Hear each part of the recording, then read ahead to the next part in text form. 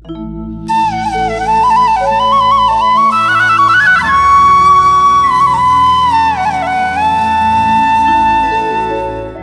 से बोलो जय जय श्री राधे। ओ मेरे गोपाल ओ मेरे गोपाल कन्हैया मोहन मुरली वाले। ओ मेरे गोपाल कन्हैया मोहन मुरली वाले। मोहन मुरली वाले। मोहन मुरली वाले। श्री गोपीनाथ भगवान की महाप्रभु श्री गोपीनाथंकर भगवती श्रीमती राधाराणींकर परम प्रेम स्वरूपा ब्रजनारी मानकर अशेष अनुग्रह गोपीगीत रूपी ए जो महासमुद्र रे अवगाहन करिवार सौभाग्य आमको प्राप्त होइछि। एई सौभाग्य को धारण करके आम धन्य होइछंती। गोपीमानक प्रति श्रीमती राधाराणींकर जो अनुकंपा, शिष्यर पूर्णता पाई गुरुंकर जो प्रयास, मो शिष्य मो ठारू श्रेष्ठ हो जाओ, यही भाव में श्रीमती राधाराणी गोपीमान को उपदेश दौरान तुम्हें एकादशी व्रत को धारण कर, तुम्हें एकादशी व्रत को पालन कर, आउ कृष्ण प्रिय हो जाओ जहाँ मुझे केते सुंदर भाव श्रीमतींकर। गुरुंकर यही भाव शिष्य को गुरु कर दिए। श्रीमतींकर यही भाव गोपीमान को कृष्ण प्रिय करदेले। आ गोपी मैंने हाथ जोड़िक पचारुछंती व्रतर जो विधि नियम जहाँ पालन करेंगे आउ से कृष्ण व्रत बा से गोपी मान को प्रदान करा जाइथिबा एई जो रहस्य एकादशी व्रत पाइकी आज साक्षात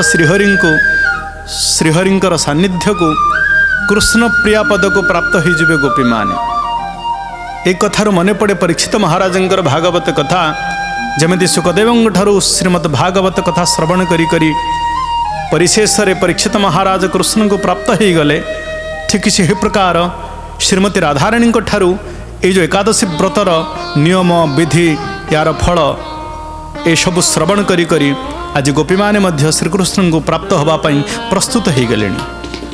आमे कथा प्रसंग पूर्व अध्याय श्रवण करुथिले। एकादशी दिन कौन करिवे गोपी माने, सही छल श्रीमती राधाराणी बड़ सुंदर उपदेश दौरान।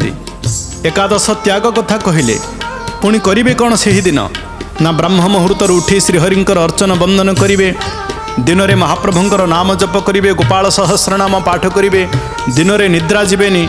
कुलीन ब्राह्मण को निमंत्रण करिकी एकादशी कथा को श्रवण करिवे, पुणी ब्राह्मण को उचित दान दक्षिणा प्रदान करिवे। या सबु परे संध्या बेल जिते बेले हब महाप्रभुंक मंदिर रे महादीप को स्थापन करिवे, अखंड दीप को स्थापन करिवे।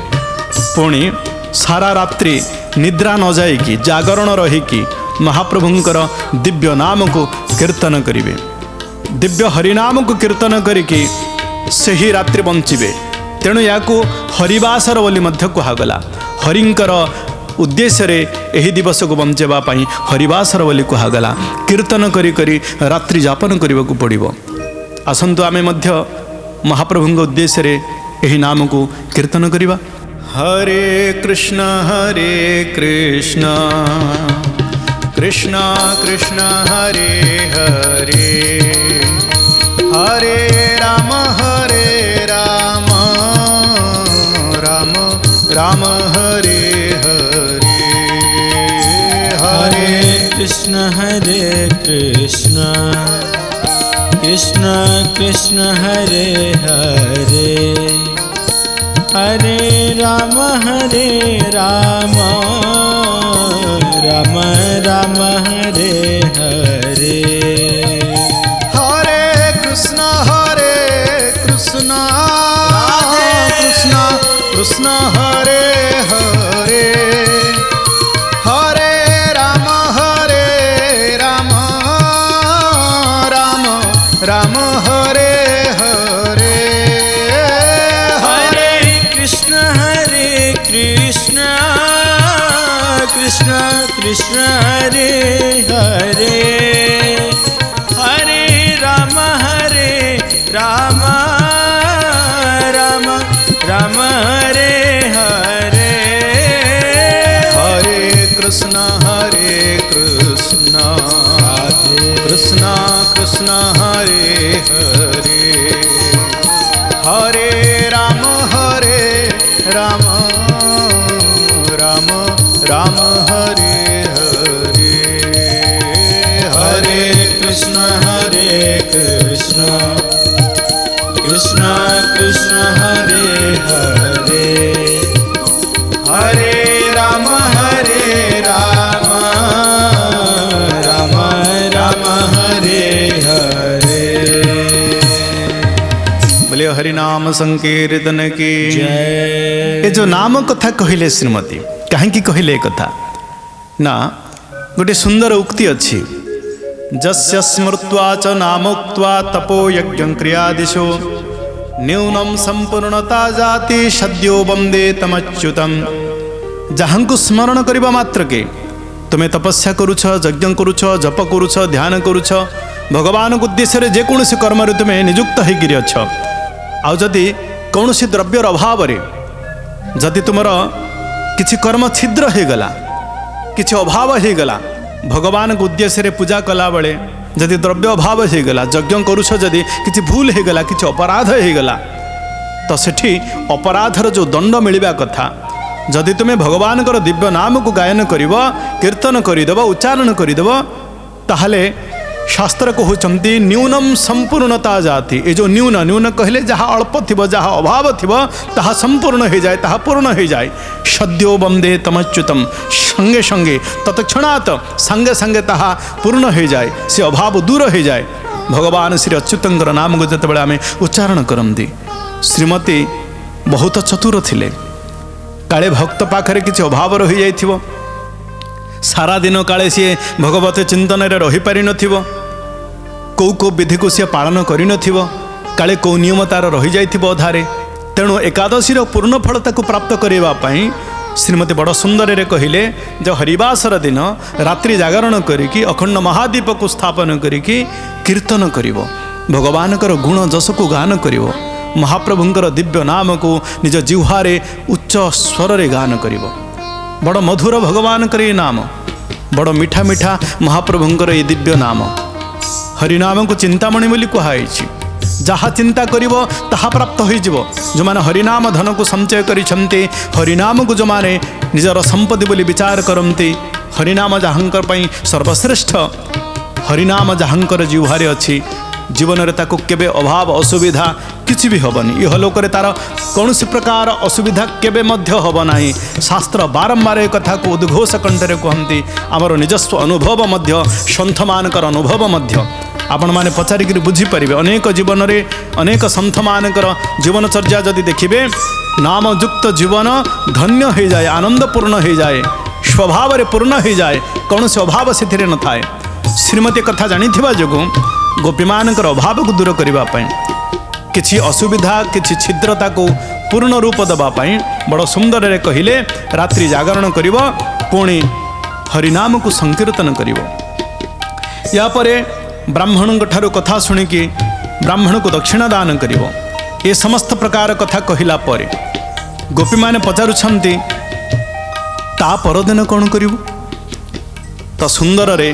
श्रीमती कहिले रात्रि पाहिला परे स्नान शौचादि निवृत्त होकर महाप्रभुंक पाखरे नैवेद्य निवेदन करिकी महाप्रसाद को निजे ग्रहण करिव पुणी से दिन मध्य कंसा पात्रर भोजन आमिषादि महु तेल बा तैल मिथ्या भाषण साठिका चाउल भक्षण मसूर डाली भक्षण इत्यादि को त्याग करिव आ भितर गोटे उच्च कथा कहीदेले कहले हे गोपी माने दशमी हो एकादशी हो कि द्वादशी हो एमिति रे तो मिथ्या भाषण को पाप बोली कहुई किंतु दृढ़तार सहित दशमी एकादशी एवं द्वादशी तिथि कदाचित मध्य मिथ्या कथा कहब नाही मिथ्या भाषण करिव नाही ये संपूर्ण निषेधात्मक शब्द प्रयोग कले श्रीमती राधाराणी कारण तुम्हें सत्यर संग करने को जाऊच मिथ्या को स्थान देवाक हम नाही यही अंगरे मिथ्यार कौन प्रकार शोभा रहा हम नाही तेणु तुम्हें द्वादशी दिन यही नियमर व्रतरे व्रती हब ଆଉ ଦ୍ୱାଦଶୀର ଏହି ନିୟମ କରିବା ଦ୍ୱାରା ତୁମେ ଏକାଦଶୀର ସମ୍ପୂର୍ଣ୍ଣ ଫଳକୁ ପ୍ରାପ୍ତ ହେବ। ଏ କଥା ଶୁଣିଲା ପରେ ଗୋପୀମାନେ ଧନ୍ୟ ଧନ୍ୟ ହୋଇଯାଇଛନ୍ତି। କେତେ ସୁନ୍ଦର ବ୍ରତ ଏକାଦଶୀ ବ୍ରତ। ଏ ବ୍ରତର ମହିମା ଦ୍ୱାରା ଭଗବାନ ଶ୍ରୀକୃଷ୍ଣ ଆଜି ଗୋପୀମାନଙ୍କୁ କୃଷ୍ଣ ପ୍ରିୟ ରୂପରେ ସ୍ୱୀକାର କରିନେଲେ। ଗୋପୀମାନଙ୍କର ନାମ ବଦଳିଗଲା, ଗୋପୀମାନଙ୍କର ପରିଚୟ ବଦଳିଗଲା। ଆଜି ଆଉ ସାଧାରଣ ଗୋପୀ ହେଇକରି ନାହାନ୍ତି, ଶ୍ରୀକୃଷ୍ଣ ପ୍ରିୟା ହୋଇଯାଇଛନ୍ତି ଏ ବ୍ରତକୁ ଧାରଣ କରିକି। ତ ଶ୍ରୀମତୀଙ୍କୁ ଆଉ ଥରେ ହାତ ଯୋଡ଼ିକି ପଚାରୁଛନ୍ତି ଦ୍ୱାଦଶୀର ନିୟମ ବିଷୟରେ। ଆମେ ଦ୍ୱାଦଶୀ ଦିନ କ'ଣ କରିବୁ? ତ ସେଠି ଦ୍ୱାଦଶୀ ଦିନର ନିୟମ କହୁଛନ୍ତି କଂସା ପାତ୍ରରେ ଭୋଜନ କରିବ ନାହିଁ, ମାଂସ ମଦିରା ଭକ୍ଷଣ କରିବ ନାହିଁ, ତୈଳକୁ ବ୍ୟବହାର କରିବ ନାହିଁ, ମିଥ୍ୟା ଭାଷଣ କରିବ ନାହିଁ, ଇତ୍ୟାଦି ଇତ୍ୟାଦି। ଏସବୁ ତ୍ୟାଗ କରିକି ଦଶମୀର ନିୟମ, ଏକାଦଶୀର ବ୍ରତ, ପୁଣି ଦ୍ୱାଦଶୀର ନିୟମ ମହାପ୍ରଭୁଙ୍କ ପାଖରେ ନୈବେଦ୍ୟ ନିବେଦନ କରିକି ତାକୁ ପ୍ରାପ୍ତ କରିବା ବା ପ୍ରସାଦ ରୂପରେ ଗ୍ରହଣ କରିବା ଏକାଦଶୀର ପୂର୍ଣ୍ଣତାକୁ ପ୍ରଦାନ କରେ। ଏକଥା ଶୁଣିଲା ପରେ ଗୋପୀମାନେ କୃତକୃତ୍ୟ ହେଲେ। ଗୁରୁଦେବଙ୍କର ଚରଣକୁ ଧରିକି, ଶ୍ରୀମତୀ ରାଧାରାଣୀଙ୍କର ଚରଣକୁ ଧରିକିରି ଦଣ୍ଡବତ ପ୍ରଣାମ କରୁଛନ୍ତି ଗୋପୀମାନେ। ଆଉ ପୁଣି ନିବେଦନ କରୁଛନ୍ତି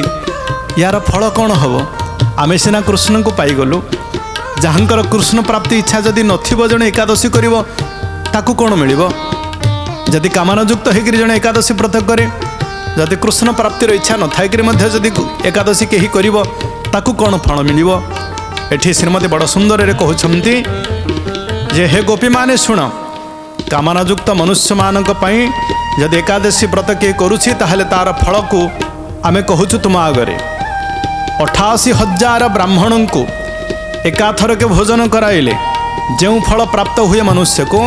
ଗୋଟିଏ ଏକାଦଶୀ ବ୍ରତ ପାଳନ କଲେ ସେହି ଫଳ ଗୋଟିଏ କାମନାଯୁକ୍ତ ମନୁଷ୍ୟକୁ ପ୍ରାପ୍ତ ହୁଏ। ପୁଣି ବାଜପେୟ ଯଜ୍ଞ କରିବା ଦ୍ୱାରା ମନୁଷ୍ୟ ଯେଉଁ ଫଳର ଅଧିକାରୀ ହୋଇଥାଏ ସେହି ଫଳ କେବଳ ଏକାଦଶୀ ବ୍ରତରୁ ହିଁ ପ୍ରାପ୍ତ ହୋଇଯାଏ। ପୁଣି କହିଲେ ଏତିକି କ'ଣ କହିବା, ହେ ଗୋପୀମାନେ, ଜଣେ ଯଦି ଦାନ କରିବାକୁ ଇଚ୍ଛା କରିବ କେତିକି ଦାନ କରିବ? ସିଏ ତା ପାଖରେ ଯାହା ଅଛି ତାହା ଦାନ କରିବ। ଯେମିତି ବଳି ମହାରାଜା ଦାନ କଲେ, ପୃଥିବୀ କରିଦେଲେ, ସ୍ୱର୍ଗ କରିଦେଲେ, ଇତ୍ୟାଦି ଇତ୍ୟାଦି।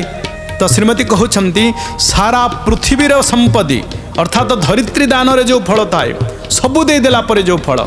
ବଳି ମହାରାଜଙ୍କୁ ତ ସେହି ଫଳ ମିଳିଥିଲା। ସାରା ପୃଥିବୀ ଦାନ ଦେଇଦେଲେ, ସ୍ୱର୍ଗ ଦାନ ଦେଇଦେଲେ, ପ୍ରତିବଦଳରେ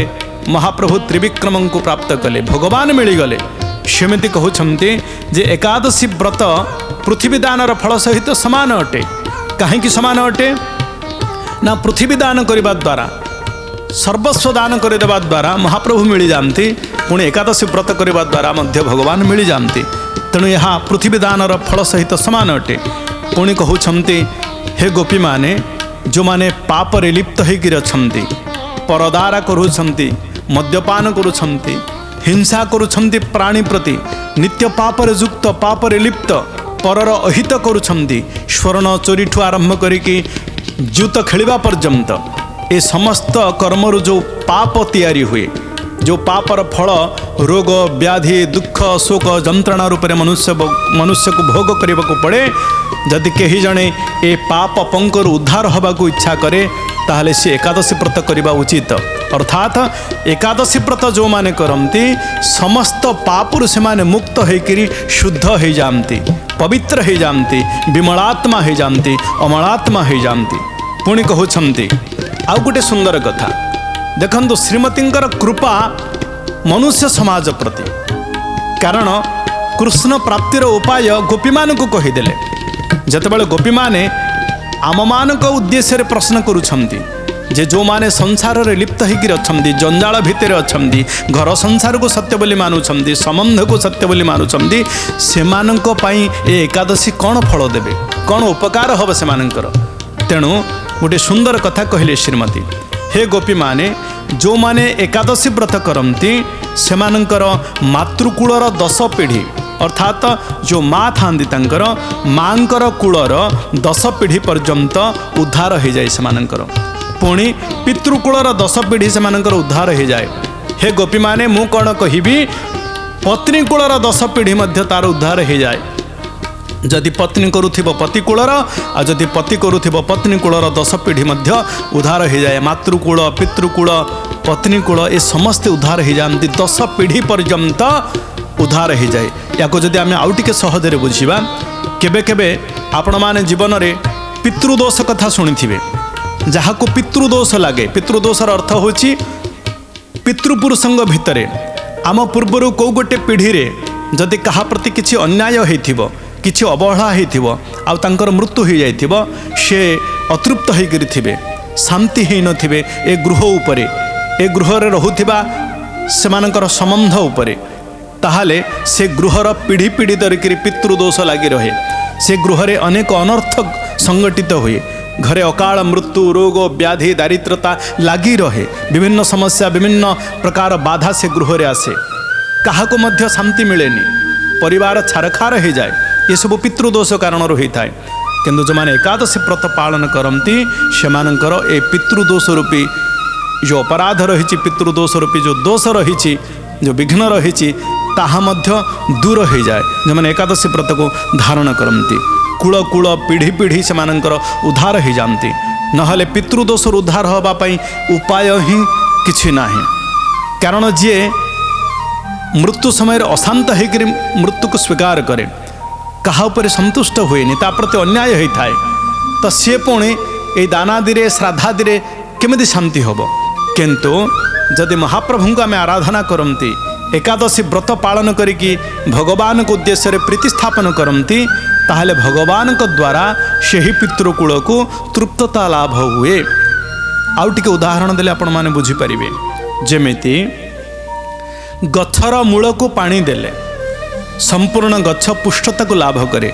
पत्र माने पल्लवित हुअन्ति वृक्ष बड़ सुंदर हो जाए बड़ मधुर हो जाए ठीक से ही प्रकार समस्तंकर मूल महाप्रभु श्रीकृष्ण होइथिबा जोगो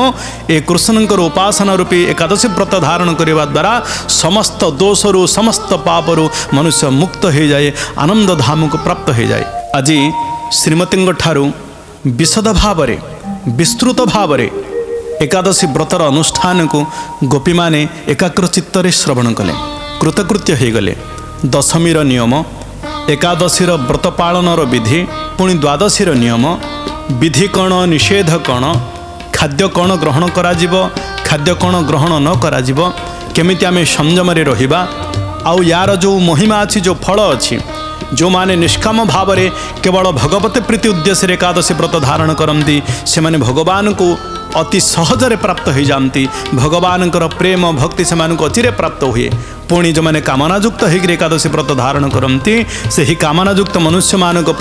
को प्रकार फलर विधान हुए केमिति से कूल कूल पीढ़ी पीढ़ी उद्धार हो जाती पाप पंकुरु से निवृत्त हो जाती एक कथा आम श्रवण कले गोपी माने श्रवण कले केड़े दयालु ए गोपी माने निज पाई प्रश्न कले कृष्ण प्राप्ति केमिति होबो एक कथा शुणिक धन्य हो गले पुणी आम मानक भरी कलिकलमसरे लिप्त होइथिबा दीनहीन मनुष्य मानकर आत्यंतिक कल्याण करने गोपी माने मध्य प्रश्न करदे जे साधारण मनीष जदि एकादश व्रत पालन करिवो ताहार लाभ कौन हम आमे समस्ते स्वार्थी मनीष अटंती किछि लाभ न मिले किछि करंतनी दुकान को जाइकी घी मागंती ठाकुरंगर मंदिर रे जालिबा पई सबठारु सस्ता घी अच्छी कौन दियो अरे घी पुणी सस्ता कौन पुणी महंगा कौन घी तो गाईर हवा आवश्यक किंतु सेटा को आम आणंतीनि पूजा घी आणंती पूजा घी नुह जानती पुणी आणंती कहीं आणंती पुणी महाप्रभु पाखरे निवेदन करती आमको फल दियो आमको लाभ दियो तो एमिति अज्ञान भितर बुड़िकी अच्छा आम समस्ते लाभ न थी स्वार्थ न थी आम कि करतीनि आम मानक भली मंद बुद्धि मानू मंद मस्तिष्क मानू लक्ष्य करिकी गोपी माने मध्य प्रश्नटीए करदेले श्रीमती आगरे जे जार फल इच्छा जार कामना अच्छी ताप एकादशी कौन व्यवस्था रखिछंती एकादशी समर्थ अटंती श्रीमती राधाराणी कहले जेहेतु एकादशी साक्षात कृष्णंकर प्रिया अटंती महाराणी अटंती तेणु कृष्ण जदि फलप्रद अटंती जदि श्रीमती राधाराणी कृपारु जीवन धन्य हुए तो एकादशी कृपारु मध्य कामनायुक्त मनुष्यर अनेक लाभ हुए वाजपेय यज्ञर फलता को प्राप्त हुए पृथ्वी दानर फलता को प्राप्त हुए 88,000 ब्राह्मण भोजनर फलता को प्राप्त हुए मातृकूलर 10 पीढ़ी पितृकूलर 10 पीढ़ी पत्नीकूलर 10 पीढ़ी उद्धार हो जाती पाप पंकुरु मनुष्य उद्धार हो जाए पुणी पितृदोष नष्ट हो जाए जो मैंने एकादशी व्रत को धारण करती गोपी माने धन्य करदे आम मान को गोपी माने निजको धन्य करदे आउ श्रीमती ठारू ए उपदेश को प्राप्त होकर धन्य धन्य कहीकि गोपी माने वर्तमान श्रीमती पाद पद्म प्रणाम जनईकि श्रीमती नाम को कीर्तन करिकी जय जयकार करिकी सेठारु प्रस्थान करने को उद्यत होती आ कृष्ण को प्राप्ति करने प्रस्तुति होती। आज समय हो जाइए यही कथा प्रसंग को एटी विश्राम दबा आगामी अध्याय रे पुणी आमे देखा हवा एबे भगवान नाम को कीर्तन करिकी ए कथा को विश्राम दबा। श्री राधा राधा राधा श्री राधा राधा राधा श्री राधा राधा राधा श्री राधा राधा राधा श्री राधा राधा राधा श्री राधा राधा राधा श्री राधा राधा राधा श्री राधा राधा राधा श्री राधा राधा राधा श्री राधा राधा राधा श्री राधा राधा राधा श्री राधा राधा राधा श्री राधा राधा राधा श्री राधा राधा राधा श्री राधा राधा राधा श्री राधा राधा राधा श्री राधा राधा राधा श्री राधा राधा राधा। प्रेम से बोलो जय जय श्री राधे।